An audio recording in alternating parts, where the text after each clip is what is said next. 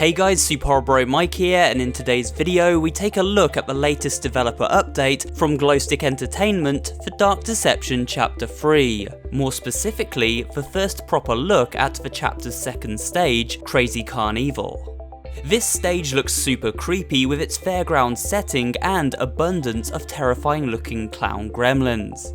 And this new devlog contains a wealth of new footage and information about how it will play out. So be sure to use the link in the description below this video to check it out and follow them on social media if you aren't already. We'll get to a quick analysis of this footage soon, but first a news update on the chapter itself.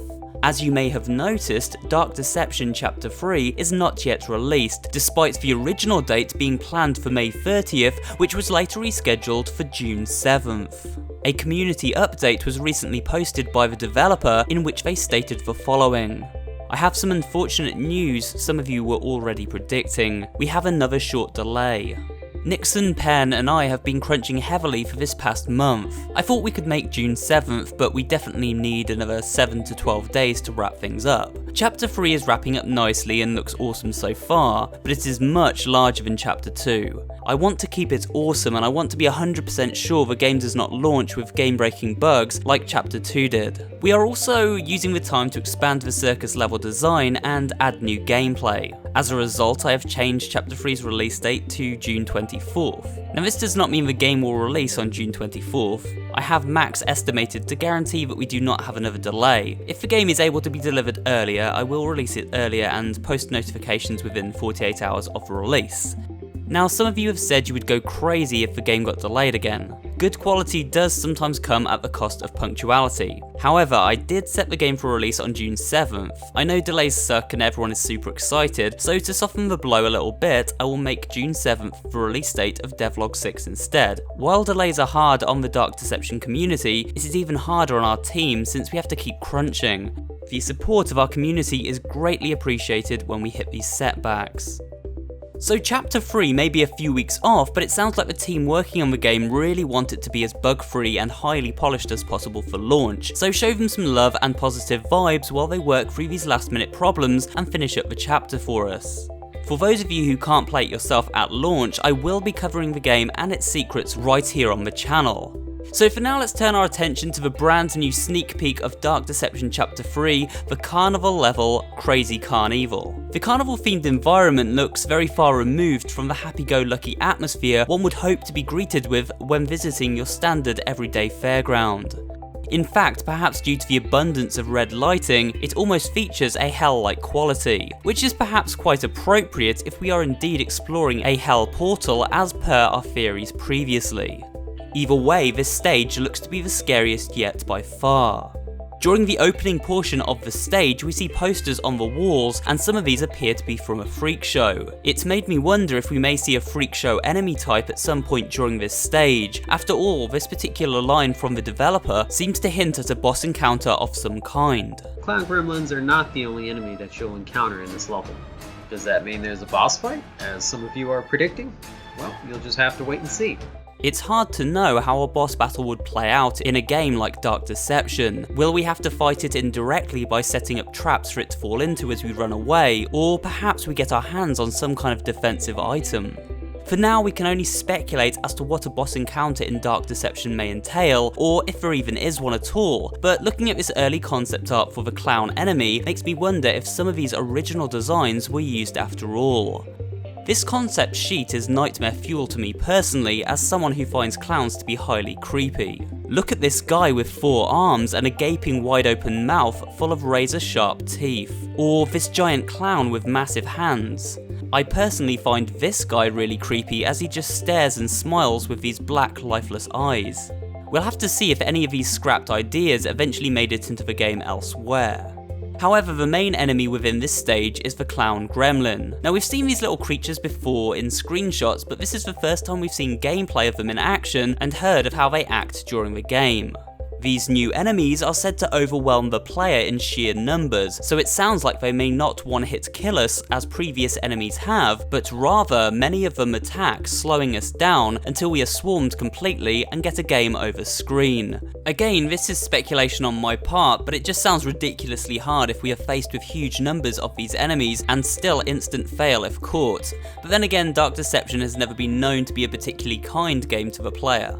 These clowns can even use cars to drive onto the stage and launch even more of themselves at us as we desperately try to collect all of those precious soul shards.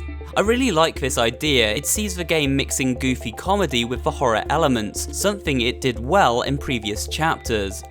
But these clown gremlins also have additional attacks. Not only can they chase us down and scratch the player with their claws, but they can also launch this creepy jack-in-the-box at us, which has a very long reach due to the snake-like enemy contained within. The look of this creepy creature really reminded me of the snake from the movie Beetlejuice, a Tim Burton classic. This isn't a surprise, as Glowstick stated in this video that they have been inspired greatly by the look of certain Tim Burton movies for this new chapter, and you can really see it both in the designs of the enemies and the environments themselves.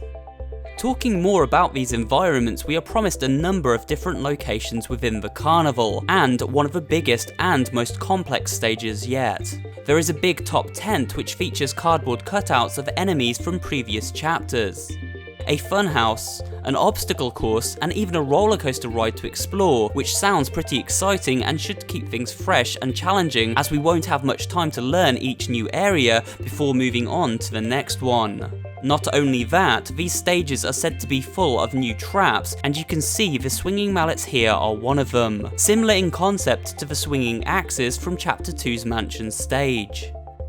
Vince Livings and the rest of the small team working on Dark Deception over at Glowstick have said they hope this new stage becomes known as one of the best and scariest clown moments in video game history, and it certainly seems to have a good chance of being terrifyingly memorable based on what we have seen so far. With only a few more weeks until the launch of Chapter 3, we won't have to wait long to experience both the Dread Duckies and Clown Gremlins for ourselves, so stay tuned for the latest coverage of Dark Deception over the coming weeks.